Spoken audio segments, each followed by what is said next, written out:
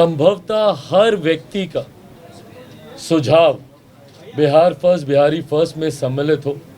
कोई वर्ग, कोई जाति, कोई समुदाय ऐसा नहीं छूटना चाहिए जिसके हितों को मद्देनज़र रखते हुए बिहार फर्स्ट, बिहारी फर्स्ट आगे बढ़ने का काम करे। नमस्कार, एक न्यूज़ 24 देख रहे हैं आप और मैं हूं आपके साथ अविनाश। लोक जनशक्ति पार्टी रामविलास की आज कार्यकारिणी बैठक थी। उसके बाद लोक जनशक्ति पार्टी रामविलास के राष्ट्रीय अध्यक्ष चिराग पासवान ने मीडिया को संबोधित किया और कहा कि जो हमारा कार्यकारिणी का बैठक था उसका साफ तौर पे जो उद्देश्य था वो आगामी 2024 में लोकसभा चुनाव है और किस तरीके से जो हमारी पार्टी हर ज़िले में जाके और पार्टी के तमाम कार्यकर्ता और बड़े जो नेता हैं, प्रदेश उपाध्यक्ष हैं और जो लोग हैं उनके नेतृत्व में आने वाले जो आगामी जो चुनावी वर्ष है उसके लिए हम लोगों ने बैठक किया और हमारी एक ही विज़न है जो आगामी चुनाव है उसमें लोक जनशक्ति पार्टी कैसे ज़्यादा से ज़्यादा सीटों पे चुनाव जो लड़े और ज़्यादा से ज़्यादा सीटों को अपने तरफ लाए। और साफ तौर पे जिस तरीके से उन्होंने अपने पिता रामविलास के विज़न को भी बताया और बिहार फर्स्ट, बिहारी फर्स्ट की नारा लगाते हुए तमाम जो जानकारी है और कार्यकारिणी की जो बैठक थी उसको लेकर उन्होंने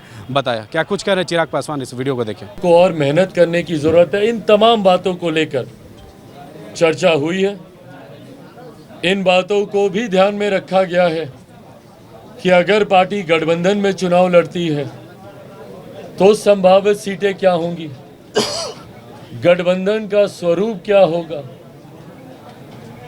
और उसके अनुसार हम लोग की कौन कौन सी सीटें होंगी। इन तमाम बातों को लेकर पार्टी ने अपनी तैयारी की है और उसी उद्देश्य के साथ हम लोग की निरंतरता में ये समीक्षा बैठकों का दौर शुरू हुआ है। आज मेन बॉडी की ये समीक्षा बैठक की गई जिसमें विभिन्न प्रकोष्ठों के प्रदेश अध्यक्ष भी मौजूद थे। उन्होंने भी अपने अपने प्रकोष्ठों की जानकारी दी, पर आने वाले दिनों में ये प्रदेश अध्यक्ष भी अपने अपने प्रकोष्ठों की प्रदेश कार्यकारिणी की बैठक इसी तरीके से करेंगे जहाँ पे उनके जिला अध्यक्ष, उनके जिला प्रभारी और उनके बूथों पर उनकी क्या मजबूती है विभिन्न प्रकोष्ठों की, इस पर वो लोग चर्चा करके प्रदेश कार्यालय में अपनी जानकारी, अपनी सूची वो लोग सबमिट करने का वो लोग काम करेंगे। आने वाले दिनों में लोक जनशक्ति पार्टी के चुनाव के मद्देनज़र क्या रणनीति रहेगी उस पर भी आज चर्चा हुई है। हर जिले में पार्टी का कार्यकर्ता सम्मेलन आयोजित किया जाएगा, उसको लेकर भी चर्चा की गई है। विभिन्न जिलों में कई ऐसे नए साथी हैं जो पार्टी की सदस्यता लेना चाहते हैं, जो अपने अपने क्षेत्रों में मजबूत कार्य कर रहे हैं। कई विभिन्न दलों के सदस्य हैं, कई विभिन्न दलों के नेता हैं और कई सामाजिक कार्यकर्ता हैं जो लोक जनशक्ति पार्टी रामविलास बिहार फर्स्ट, बिहारी फर्स्ट में अपनी निष्ठा व्यक्त करते हुए पार्टी के साथ वो जुड़ना चाहते हैं। उन लोगों का ज्वाइनिंग का कार्यक्रम विभिन्न जिलों में कैसे हो उसको भी लेकर चर्चा की गई है। आने वाले जिलों में जैसा हमने कहा कि हम लोग विधानसभा को भी मद्देनज़र रख रहे हैं, तो ऐसे प्रत्याशी, संभावित प्रत्याशी, उन लोगों के विधानसभा वाइज किस तरीके से कार्यक्रम होंगे उस पर भी आज चर्चा हुई है।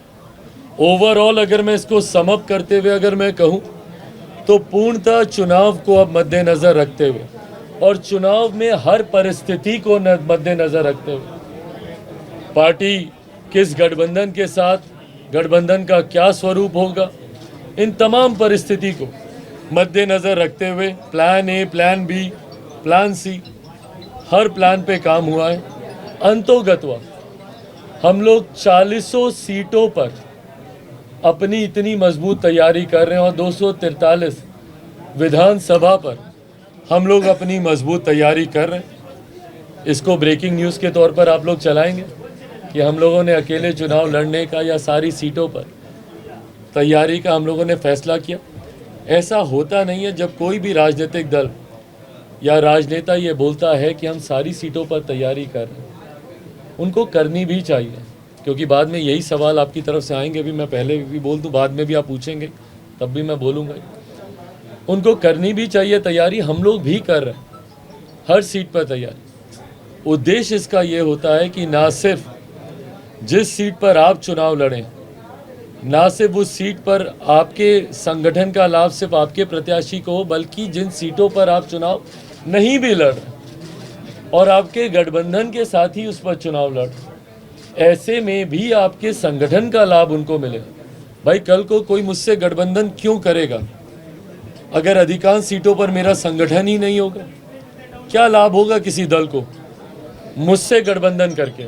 हम तो भैया उनके संगठन का लाभ ले लेंगे, पर हम अपना लाभ उनको कैसे दे पाएंगे? इसके लिए हर राजनीतिक दल को हर सीट पर तैयारी करना जरूरी है।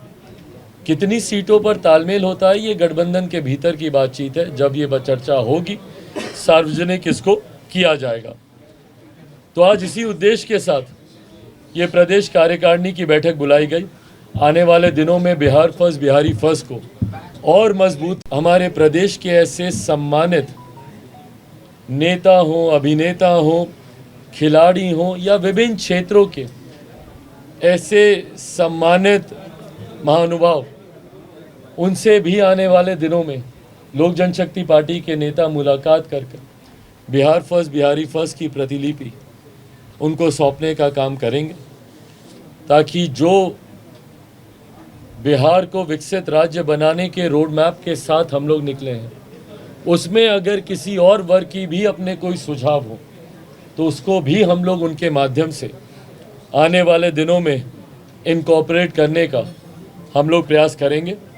अंतोगत्वा हम लोग चाहते हैं कि हमारे प्रदेश के हर वर्ग का, संभवतः हर व्यक्ति का सुझाव बिहार फर्स्ट बिहारी फर्स्ट में सम्मिलित हो। कोई वर्ग, कोई जाति, कोई समुदाय ऐसा नहीं छूटना चाहिए जिसके हितों को मद्देनज़र रखते हुए बिहार फर्स्ट बिहारी फर्स्ट आगे बढ़ने का काम करे। उसमें आने वाले दिनों में एक प्रोग्राम के तहत इस प्लान को भी रोल आउट किया जाएगा, जिसमें जैसा मैंने जिक्र किया कि हर वर्ग के जितने भी वरिष्ठ साथी हैं उनसे मुलाकात करके ना सिर्फ उनको बिहार फर्स्ट बिहारी फर्स्ट की उनको प्रतिलिपि सौंपी जाएगी, बल्कि उनसे भी सुझाव मांगे जाएंगे कि उसको पढ़ने के बाद उन्हें लगता है कि ये संभवतः कोई खिलाड़ी होगा जिनके पास हम जाएंगे और वो बोलेंगे कि भैया खेल कूद में ये 4 पॉइंट आपने जोड़े, 2 पॉइंट और हमारी तरफ से भी जोड़िए। तमाम बातों पर चर्चा होगी। अंतोगत्वा हम लोग का लक्ष्य पूरे प्रदेश को एक साथ लेकर चलने का। मैं 6%, 16%, 50%, 92%, 32% की बात नहीं कर रहा हूँ। और अब तो प्रतिशत नहीं, अब तो हम लोग को भैया कोड नंबर भी मिल गए। तो मैं कोई 121वें की बात नहीं कर रहा, 171वें की बात नहीं कर रहा, 79, 80, 90 की बात नहीं कर रहा। मैं 13 करोड़ बिहारियों की बात कर रहा हूँ। और तभी विकसित प्रदेश बनेगा जब हम लोग कोड नंबर से उठकर, जातियों से उठकर, संप्रदायों से उठकर हम लोग सबको साथ लेकर चलने की बात करेंगे। उसी उद्देश्य के साथ बिहार फर्स्ट बिहारी फर्स्ट का निर्माण भी हुआ था, और अब उसको कैसे हम लोग घर घर तक पहुंचाएं, ये आज प्रदेश कार्यकारिणी की बैठक में इसकी चर्चा हुई। आने वाले दिनों में कई और ऐसी बैठकें होंगी, और चुनाव आते तक हम लोग चाहते हैं कि हर बूथ पर लोक जनशक्ति पार्टी का संगठन पूर्णतः मजबूत हो, ताकि जहां से हम चुनाव लड़े, हमारे साथी चुनाव लड़े, सबको उसका लाभ मिले। अब अगर आपके कोई सवाल लोकसभा चुनाव में क्लैरिटी मैं पुनः क्लियर कर देता हूं कि जातीय जनगणना का हम लोग समर्थन करते हैं, होनी चाहिए, पर सिर्फ जातियों की ही बात नहीं होनी चाहिए। जातीय जनगणना सिर्फ इसलिए होनी चाहिए क्योंकि आज भी कई नीतियां हैं जो कि केंद्र सरकार की हों या राज्य सरकार की हों, जो कि जातियों के आधार पर बनाई जाती हैं। कई बार न्यायालय के द्वारा भी, माननीय न्यायालयों के द्वारा भी आंकड़े मांगे गए हैं कि भाई अगर आपने ये योजना बनाई, बताइए इस जाति की क्या आबादी है। वो आंकड़े हैं ही नहीं, क्योंकि आखिरी बार दशकों पहले ये जनगणना हुई थी।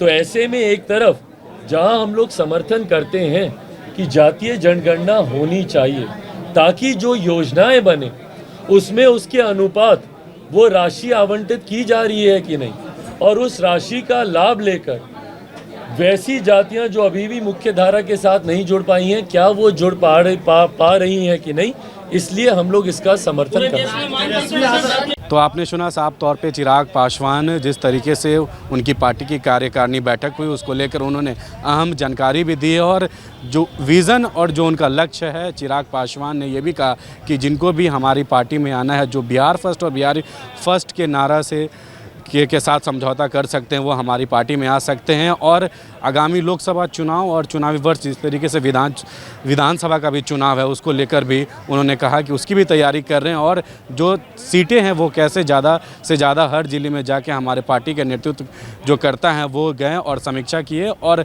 चुनाव के मद्देनज़र हम लोग इस बैठक का जो है निर्णय लिए। फिलहाल इस खबर में इतना ही। सहयोगी मदन के साथ मैं अविनाश, एक न्यूज़ 24 पटना।